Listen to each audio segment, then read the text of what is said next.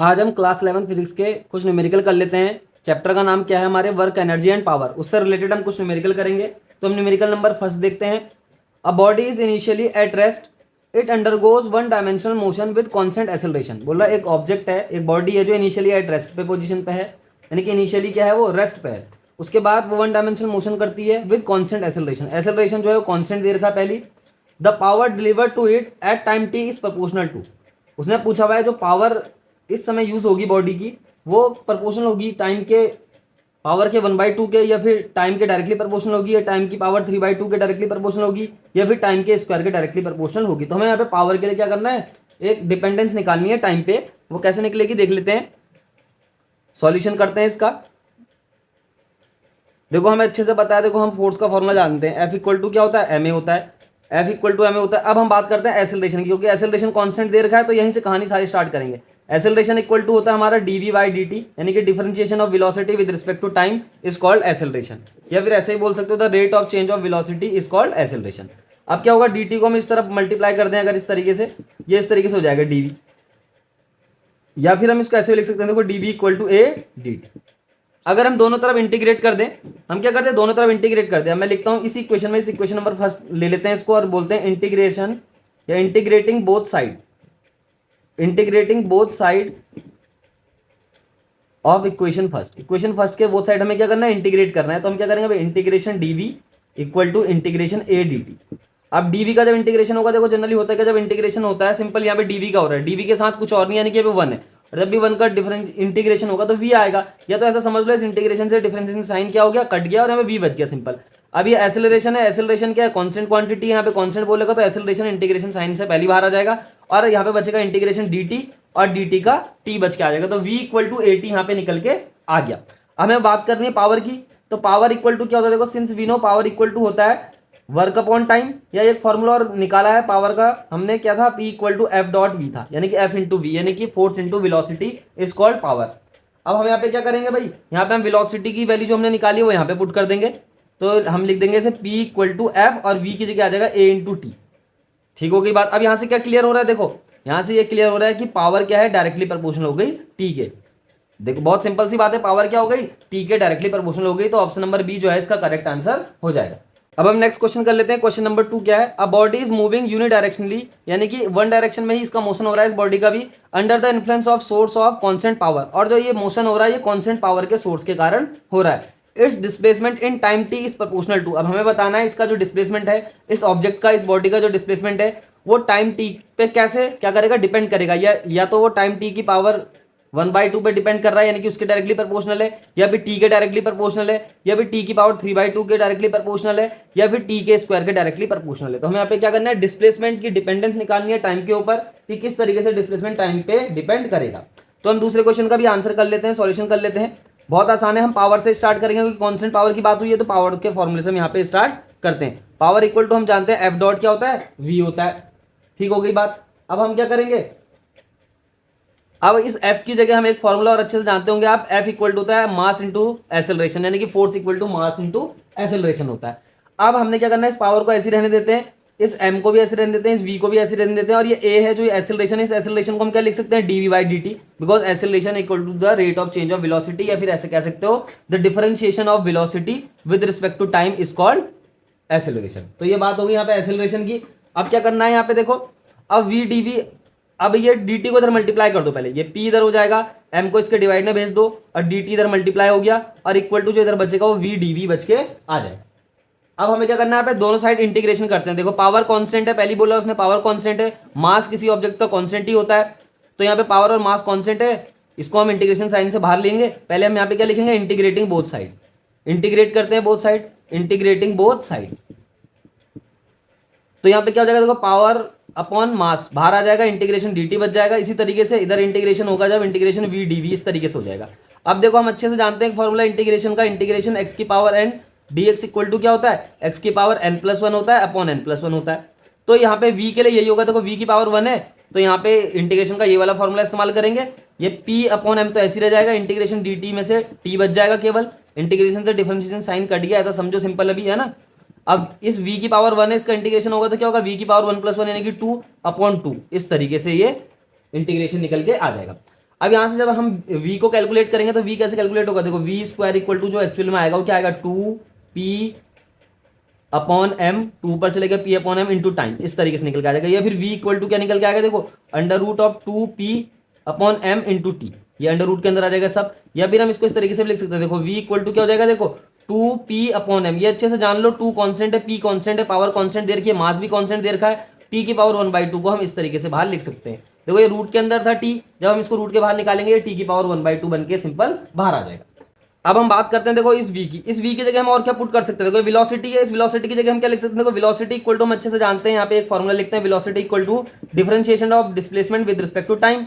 तो इस v की जगह हम dx अपॉन dt रख देंगे यहाँ पे, और इक्वल टू क्या बच के आ जाएगा भाई, इस तरफ जो है ये है 2p अपॉन m है और t की पावर 1/2 है, कुछ इस तरीके से हो जाएगा।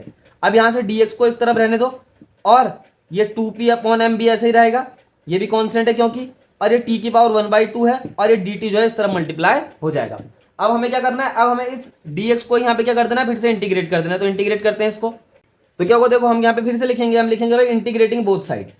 अब यहाँ पे फिर से इंटीग्रेट करें तो यहाँ पे लिख देंगे इंटीग्रेटिंग बोथ साइड, लिख देना कंप्लीटली। यहाँ पे क्या हो जाएगा, तो इंटीग्रेशन dx हो जाएगा, तो इंटीग्रेशन dx होगा जैसे x निकल के आ जाएगा, जैसे इंटीग्रेशन लगाएंगे dx पे। अब इस तरफ इंटीग्रेशन लगाएंगे तो ये तो कांस्टेंट क्वांटिटी है, ये कांस्टेंट क्वांटिटी है, तो रूट यानी कि इंटीग्रेशन साइन से डायरेक्टली बाहर आएगी, है ना।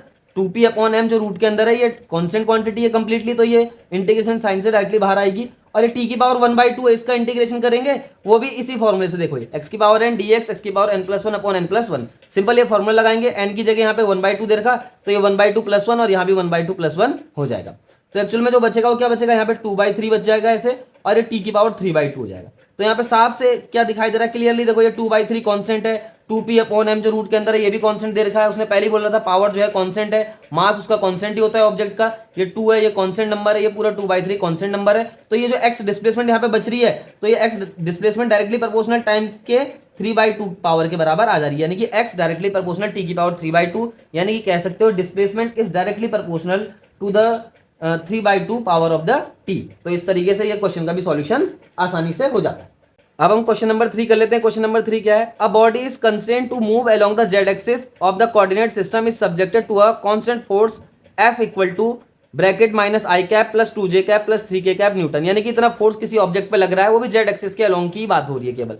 Find the work done to move body 4 metre along the Z axis, बोला है हमें यहाँ पे वर्क डन फाइंड आउट करना है, कितना वर्क हो रहा है इस फोर्स से लगने के कारण, वो भी कब, जब बॉडी 4 मीटर क्या करे, यानी कि 4 मीटर की डिस्प्लेसमेंट करे अलोंग द जेड एक्सिस। तो यहाँ पे हमें क्या करना है, सबसे पहले यहाँ पे जो हमारे पास गिवन है उसको लिख देते हैं। पहले फोर्स का वेक्टर दे रखा है, वो कितना है, -i cap plus 2j cap plus 3k cap, इतना हमें क्या दे रखा, फोर्स का वेक्टर दे रखा है। अगर हम डिस्प्लेसमेंट वेक्टर बनाए तो डिस्प्लेसमेंट वेक्टर जो है वो क्या बनेगा, देखो 0i कैप बनेगा, 0j कैप बनेगा, अब प्लस जेड डायरेक्शन में जा रहा है तो केवल क्या बनेगा, जेड डायरेक्शन वाला कंपोनेंट यहाँ पे आएगा, क्योंकि इसने बोला है 4 metre along the Z axis बोला है, तो 4 metre along the Z axis, K cap क्या है, K cap is the unit vector representing the Z axis. तो देयरफॉर डिस्प्लेसमेंट वेक्टर जो निकल के आ जाएगा यहाँ पे जनरली कैसे निकल के आ जाएगा, देखो वेक्टर डी इक्वल टू क्या हो जाएगा, 4k कैप हो जाएगा। अब हम अच्छे जानते हैं वर्क का फॉर्मूला क्या होता है, वर्क इक्वल टू होता है फोर्स डॉट डिस्प्लेसमेंट, यानी कि फोर्स और डिस्प्लेसमेंट का अगर हम डॉट प्रोडक्ट निकालते हैं तो वर्क निकल के आता है। तो वर्क इक्वल टू क्या हो जाएगा, फोर्स की वैल्यू रख देंगे, फोर्स की वैल्यू क्या है, -i cap plus 2j cap plus 3k cap, इसी तरीके से डॉट प्रोडक्ट कर देंगे इसका डिस्प्लेसमेंट के साथ, डिस्प्लेसमेंट दे रखा हमारे पास 4k कैप। अब जब भी डॉट प्रोडक्ट होता है तो क्या होता है, आई वाले से मल्टीप्लाई हो जाता है, यानी कि आई कैप नेक्स्ट वेक्टर के आई कैप से मल्टीप्लाई होगा, यहाँ पे तो आई कैप है नहीं।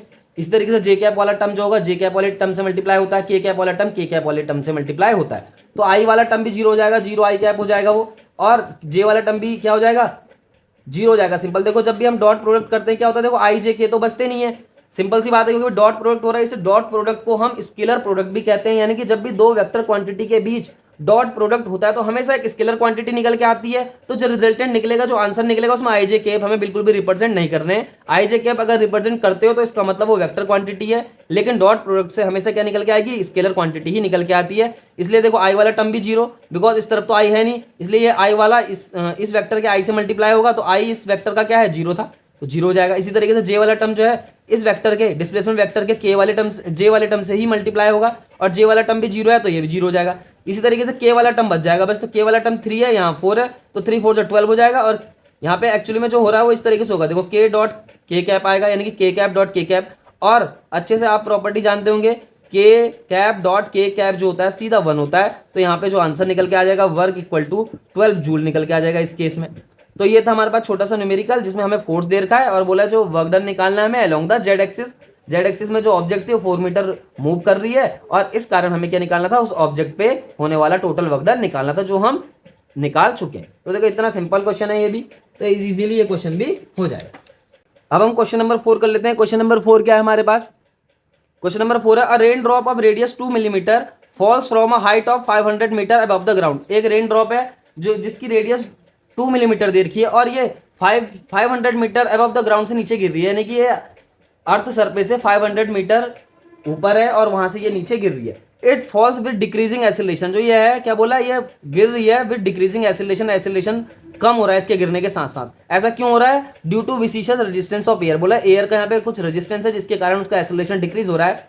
Until at half its original height, बोला जब तक वो अपनी हाइट के हाफ पाथ तक नहीं पहुंच जाती, यानी कि 250 मीटर तक जब तक वो रेन ड्रॉप नहीं पहुंच जाती है तब तक उसका जो एसिलेशन है वो डिक्रीज होगा। उसके बाद क्या होगा? It attains its maximum speed, उसके बाद ये अपने मैक्सिमम स्पीड क्या करेगा? अटेन कर लेगा। And moves with a uniform speed thereafter, और उसके बाद यानी कि आधा रास्ता कवर करने के बाद, आधा पाथ कवर करने के बाद, इट मीन्स 250 मीटर कवर करने के बाद ये जो रेन ड्रॉप है ये यूनिफॉर्म स्पीड से क्या करेगी? मूवमेंट करेगी। What is the work done by the gravitational force on the drop in the first and second half of the journey. उसने क्या बोला है? हमें क्या करना है? इस रेन ड्रॉप पे होने वाला टोटल वर्क निकालना है बाय द ग्रेविटेशनल फोर्स, और वो भी क्या बोला है? First and second half of the journey, यानी कि first half and second half of the journey में हमें ग्रेविटेशनल फोर्स के कारण इस रेन ड्रॉप पे कितना वर्क हो रहा है वो फाइंड आउट करना है। And next, what is the work done by the resistive force in the entire journey, बोला जो टोटल जर्नी है इस रेन ड्रॉप की, उस रेन ड्रॉप की टोटल जर्नी में रजिस्टिव फोर्स द्वारा कितना वर्क होगा वो भी हमें यहाँ पे फाइंड आउट कर रहा है। एक चीज गिवन दे रखी है, देखो, if its speed on reaching the ground is 10 metre per second, और ये भी बता रखा है जब ये रेन ड्रॉप जमीन पे गिरेगी, टच होगी, तो इसकी जो स्पीड होगी वो 10 मीटर पर सेकंड होगी। तो इस क्वेश्चन का आंसर भी देखो बहुत इजी है, हम आसानी से कर लेंगे। सॉल्यूशन देखो, सॉल्यूशन क्या करना है? सबसे पहले देखो हमें यहाँ पे करना क्या है, हमें पता है हमें वर्क डन निकालना है। वर्क डन निकालने के लिए सबसे पहले फोर्स निकालना पड़ेगा, बिकॉज क्या होता है? Work done equal to force into displacement होता है। तो पहले सबसे पहले हम फोर्स फाइंड आउट करने के लिए कुछ कहानी करेंगे। देखो अच्छे से आप जानते हैं, जो यहाँ पे वॉल्यूम की बात हो रही है, ये वॉल्यूम ऑफ रेन ड्रॉप निकाल लो मैं, क्या निकलेगा? स्फेरिकल होती है रेन ड्रॉप, तो इसका जो वॉल्यूम होगा 4/3 पाई आर क्यूब निकल जाएगा, जनरल सी बात है। तो v इक्वल टू 4/3 ऐसी हो जाएगा, पाई की जगह आप 3.14 रख सकते हो और आर की जगह 2 मिलीमीटर दे रखा, तो मिलीमीटर को मीटर में इस तरीके से चेंज कर देंगे 10⁻³ से मल्टीप्लाई करके। तो ये हो गया, ये वॉल्यूम निकल गया। वॉल्यूम के लिए हम क्या लगाते हैं? मीटर क्यूब लगा देते हैं, यानी कि वॉल्यूम जो है रेन ड्रॉप का इतना यहाँ पे गिवन है। अब बात देखो, एक चीज और ध्यान रखते हैं, जो डेंसिटी होती है रेन ड्रॉप की, रेन ड्रॉप की डेंसिटी आपको याद रखनी है 10⁻³ किलोग्राम पर मीटर क्यूब, ये रेन ड्रॉप की, यानी कि पानी की बूंद की जो है डेंसिटी इतनी होती है, इसको आपको याद रखना है। अब हमारे पास वॉल्यूम मिल गया, डेंसिटी मिल गया, तो हम मास निकाल देंगे। हम अच्छे जानते हैं डेंसिटी इक्वल टू क्या होता है? मास अपॉन वॉल्यूम होता है। तो मास निकल के आ जाएगा कैसे? डेंसिटी से वॉल्यूम मल्टीप्लाई हो जाएगा। फिर ये किस तरीके से हो जाएगा? देखो, equal to M equal to rho की वैल्यू रख देंगे 4/3 मल्टीप्लाई 3.14 इंटू 2 इंटू 10⁻³ का क्यूब। ये क्या करा हमने? इस v की वैल्यू वॉल्यूम रख दिया यहाँ पे अभी, और ये जो रो है, रो की जगह हम 10⁻³ अलग से मल्टीप्लाई कर देंगे, तो मास निकल के आ जाएगा। और जो टोटल मास निकलेगा इसके पीछे से हम किलोग्राम लिख देंगे, क्योंकि मास को हम क्या करेंगे? किलोग्राम में मेजर करेंगे। तो रेन ड्रॉप का जो मास है वो इतना निकल के आ गया। अब हम बात करते हैं फोर्स की। फोर्स कितना है? देखो यहाँ पे ग्रेविटेशनल फोर्स कितना होता है? m इंटू जी होता है, सीधी सी बात है। ये बात हो गई ग्रेविटेशनल फोर्स की, यहाँ पे लिख दो ग्रेविटेशनल, ये ग्रेविटेशनल क्या हो गया? फोर्स हो गया। अब हमें क्या करना है? वर्क डन निकालना first half of the journey and second half of the journey में, तो हम लिखेंगे work done on the rain drop, on the rain drop, work done on the rain drop of the first half of the journey, या फिर ऐसे लिख दोगे eight the first half of journey. कैसे निकल के आएगा? देखो, वर्क डन इक्वल टू क्या होता है? फोर्स इंटू डिस्प्लेसमेंट, तो इसको वर्क फर्स्ट लिख दो पहले, तो क्या हो जाएगा? देखो, वर्क डन, हमें क्या निकालना? Work done in the first half of journey, तो फर्स्ट हाफ ऑफ जर्नी में वर्क डन हम निकालेंगे, तो कैसे होगा? फोर्स की जगह हम क्या रख देंगे? m इंटू जी इंटू डिस्प्लेसमेंट। डिस्प्लेसमेंट कितनी बोली उसने भाई? 250 मीटर की यहाँ पे डिस्प्लेसमेंट है, तो 250 लिख देंगे। ये हो गया देखो फोर्स ये निकाल दिया हमने इस फॉर्मूले से, ग्रेविटेशनल फोर्स का फॉर्मूला हो गया ये। 250 मीटर उसकी डिस्प्लेसमेंट है, क्योंकि first half of the journey की बात करिए, टोटल हाइट 500 मीटर है, तो first half of the journey में जो उसकी हाइट होगी वो 250 मीटर हो जाएगी। इसी तरीके से यहाँ पे मास की वैल्यू जो हमारे पास ऊपर दे रखी है उसको रखेंगे 4/3 इंटू 3.14 इंटू ये पूरा रख देंगे कंप्लीटली, जो मास की वैल्यू 2 इंटू 10⁻³ का होल क्यूब इंटू 10⁻³ भी रख दिया, इंटू अब ये जी की वैल्यू 10 होती है हमें अच्छे से पता है। अब ये बचा एच, यानी कि ये हाइट है, यानी कि ये डिस्प्लेसमेंट है 250 मीटर। जब आप वर्क फर्स्ट फाइंड आउट करेंगे तो ये कटेगा, इधर उधर काटेंगे, इसे 3 से इसे काट देंगे और सब आपस में मल्टीप्लाई कर देंगे, जो तुम्हारा वर्क डन निकल के आ जाएगा बहुत इजीली 0.082 निकल के आ जाएगा। सिंपल सी कैलकुलेशन है, मल्टीप्लाई करना है आपको तो सिंपल सा ये वर्क डन निकल के आ जाएगा। सिमिलरली क्या होगा, देखो इसी तरीके से एक चीज और याद रखो, सिमिलरली अगर आप वर्क डन निकालेंगे सेकंड केस में, ये हम निकालें work done on the rain drop by the gravitational force at the first half of the journey और at the second half of the journey. जब second half of the journey पे आप work done निकालेंगे तो इसी तरीके से formula लगेगा, work second equal to force यही होगा इनटू डिस्प्लेसमेंट। और डिस्प्लेसमेंट कितनी है सेकंड हाफ के लिए, वो भी 250 मीटर बची है, क्योंकि टोटल जो हाइट है, टोटल डिस्प्लेसमेंट 500 मीटर की है रेन ड्रॉप के लिए, तो फर्स्ट हाफ के लिए 250 मीटर है, तो सेकंड हाफ के लिए भी क्या होगी 250 मीटर हो जाएगी। तो यही फॉर्मूला लगाएंगे और आंसर यही निकल के आ जाएगा 0.082 जूल। तो वर्क फर्स्ट वर्क सेकंड निकल के आ गया on the rain drop at the first half of the journey at the second half of the journey due to the gravitational force।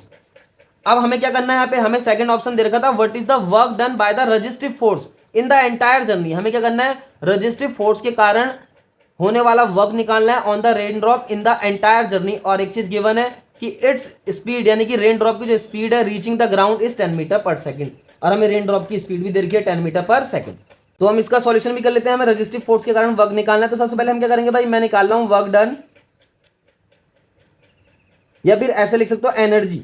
Energy work done जो होती है energy के बराबर होती है, energy in the rain drop, energy in the rain drop at the top. At the top मतलब सबसे ऊपर, जब रेन ड्रॉप 500 मीटर की हाइट पे है उस समय जो एनर्जी होगी, यानी कि वर्क डन जो होगा रेन ड्रॉप पे वो कितना निकल के आ जाएगा। देखो हमने लिख दिया हमने W टोटल, यानी कि यह टॉप क्या लिखा है, टॉप है, सॉरी क्या है ये टॉप है। W टॉप का मतलब क्या हो गया, एट द मैक्सिमम हाइट, यानी कि 500 मीटर की हाइट पे जो रेन ड्रॉप पे जो एनर्जी है, यानी कि जो उसके द्वारा किया गया वर्क है, वो कैसे निकल के आएगा। देखो एक तो पोटेंशियल एनर्जी निकलती है, एक क्या निकलती है, काइनेटिक एनर्जी निकलती है। अब पोटेंशियल एनर्जी की बात करें तो mgh हो जाएगा, काइनेटिक एनर्जी क्या होगी यहाँ पे 0 होगी, क्योंकि मैक्सिमम हाइट पे जो रेन ड्रॉप है वो रेस्ट पोजीशन पे है और वहां से उसका फ्री फॉल होना स्टार्ट होगा, इसलिए काइनेटिक एनर्जी 0 हो जाएगी, क्योंकि वेलोसिटी 0 है मैक्सिमम हाइट पे, इसीलिए काइनेटिक एनर्जी 0 हो जाएगी। कैसे, क्योंकि काइनेटिक एनर्जी का formula k equal to half mv² होता है, मैक्सिमम हाइट पे v 0 है तो काइनेटिक एनर्जी भी अपने आप 0 हो जाएगा। तो वर्क जो हो जाएगा at the top on the rain drop equal to mgh के बराबर आएगा। और mgh हम जब सारी वैल्यू यहाँ पे कैलकुलेट करेंगे, m की वैल्यू रखेंगे जो हमने पीछे से कैलकुलेट करी थी, m की पूरी वैल्यू रख देंगे, इसी तरीके से g की वैल्यू रख देंगे 10 और h की वैल्यू रख देंगे कितना, हमारा 500 मीटर यहाँ पे h की वैल्यू कंप्लीट निकल के आएगी, क्योंकि अभी जो है रेन ड्रॉप जो मैक्सिमम हाइट पे। देखो ये जो मास था, ये मास हमने कैलकुलेट कर चुके हैं पहले, तो जो मास वहाँ पे कैलकुलेट करा वो यहाँ पे रखना है सिंपल, उसके साथ मल्टीप्लाई करना है g को और इस h को मल्टीप्लाई करना है। तो टॉप पे यानी कि एट द मैक्सिमम हाइट जो रेन ड्रॉप पे वर्क डन होगा वो निकल के अपने आप आ जाएगा आपका 0.164 जूल। ये तो हो गया work done at the top. अब बात करते हैं हम work done at the ground, work done at the ground on the rain drop, या फिर energy of the rain drop at the ground ऐसा बोल दो। तो इसे हम लिखेंगे, ग्राउंड लिख दिया मैंने WG करके, work done at the ground. तो कैसे निकल के आएगा, देखो यहाँ पे भी वही होगा, पोटेंशियल एनर्जी आएगी, काइनेटिक एनर्जी आएगी। पोटेंशियल एनर्जी जो है वो रेन ड्रॉप पे जमीन पे पहुंच चुकी है। पोटेंशियल एनर्जी का जो फॉर्मूला होता है वैसे क्या होता है, mgh होता है हमें पता है। काइनेटिक एनर्जी का फॉर्मूला हाफ mv² होता है। अब जो है ये हाइट जो है 0 हो गई, क्योंकि रेन ड्रॉप जो है वो जमीन पे पहुंच गई, तो अर्थ सरफेस से कोई हाइट ही नहीं रही रेन ड्रॉप की, तो h 0 है, तो ये पोटेंशियल एनर्जी का टर्म खत्म हो गया, यहाँ पे 0 हो गया। हाफ इंटू मास जो हम पीछे से कैलकुलेट कर चुके हैं उसको यहाँ पे फिर पुट करना है, इसी तरीके से v का स्क्वायर रखना है। v वेलोसिटी जो हमारे पास दे रखी है वो 10 दे रखी थी, 10 मीटर पर सेकंड। बोला था कि रेन ड्रॉप जब जमीन से टकराएगी उसकी जो स्पीड होगी वो 10 मीटर पर सेकंड होगी। इस तरीके से आप वर्क g निकाल दोगे, जब यहाँ पे मास रखोगे सबको मल्टीप्लाई करोगे तो तुम्हारा निकल के आएगा 1.67 इंटू 10⁻³ जूल। मैंने यहाँ पे तुम्हारे लिए थोड़ी सी कैलकुलेशन छोड़ी है, तो सिंपल कैलकुलेशन है मल्टीप्लीकेशन वाली, तो आप इजीली इसको कर पाएंगे। तो ये निकल गया work done at the top, ये निकल गया work done at the ground. या फिर ऐसे बोल सकते हो energy of the rain drop at the top at the maximum height और energy of the rain drop at the ground. तो दोनों एनर्जी निकल के आ गई। अब हम बात करते हैं किसकी, हम बात करते हैं टोटल वर्क डन की। अब हमें क्या निकालना है, work done due to resistive force, यही तो करना है हमें वर्क डन निकालना है ड्यू टू रजिस्टिव फोर्स।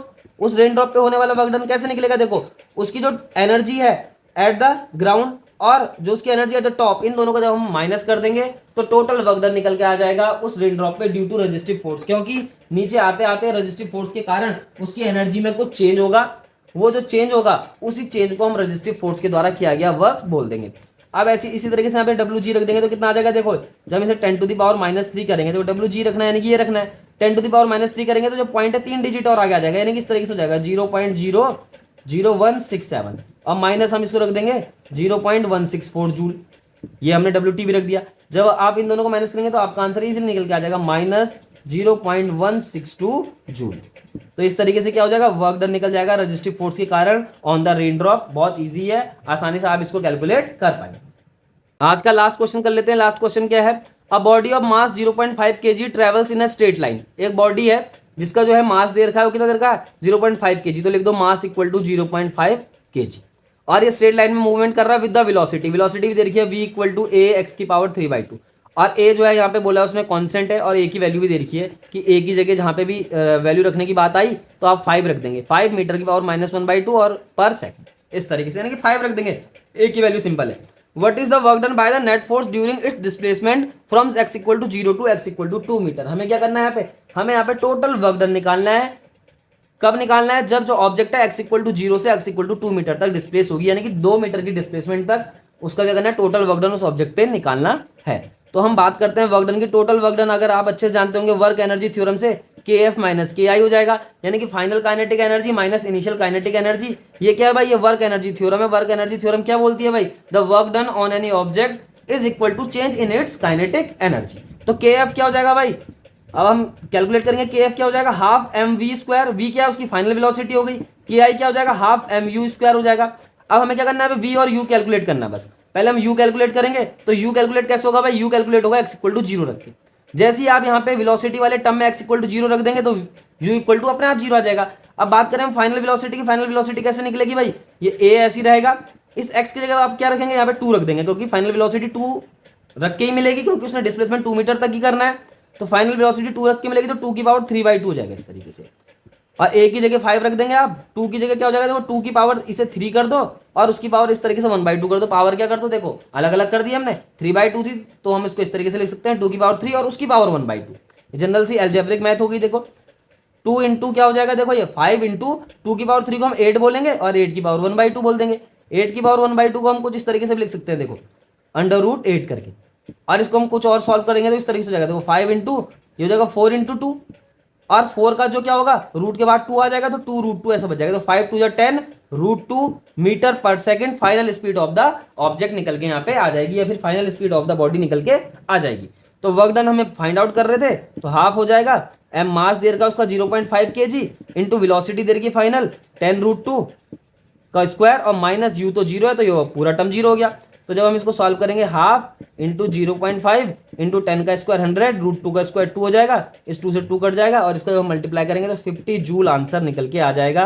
तो ये जो ऑब्जेक्ट है, इस ऑब्जेक्ट पे क्या है, जो वर्क डन है इस ऑब्जेक्ट के कारण कितना वर्क डन निकाला हमने 50 जूल। और ये कहाँ से कहाँ तक है भाई, उसकी जो डिस्प्लेसमेंट है x = 0 से x = 2 मीटर तक करने में उस ऑब्जेक्ट पे इतना वर्क डन करना पड़ेगा।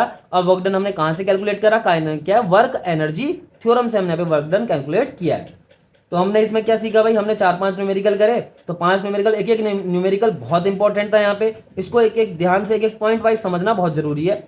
तो ये तुम्हारे 5 न्यूमेरिकल थे, 5 न्यूमेरिकल हम एक एक करके कर चुके हैं। ध्यान रखना है कि न्यूमेरिकल ही क्या है फिजिक्स में सबसे इंपॉर्टेंट है। न्यूमेरिकल जितने ज्यादा सीखोगे फिजिक्स तुम्हारी उतनी ही स्ट्रांग होगी। Thank you.